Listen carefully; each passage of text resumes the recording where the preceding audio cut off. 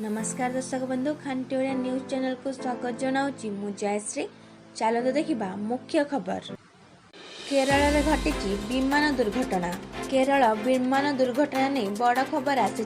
केरल विमान दुर्घटना 14 जन मृत्यु एवं 123 जन आहत होबार सूचना मिली। मृत्यु आहत नहीं एएनआई पक्षर सूचना मिली। तेबे आगकू अधिक मृत्यु नहीं आशंका करा जाउछि। तेबे प्रबल वर्षा जोगु रनवे रे खसीगला विमान।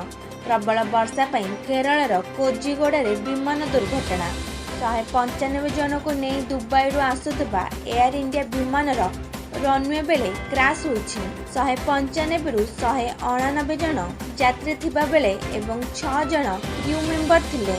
एबे दुर्घटना 2 जन पायलट को मृत्यु होइतबा बेले 3 जन यात्री प्राण हराइछन्ति। सेपटे दुर्घटना पर उद्धार काम जोरसोर जारी रहितला।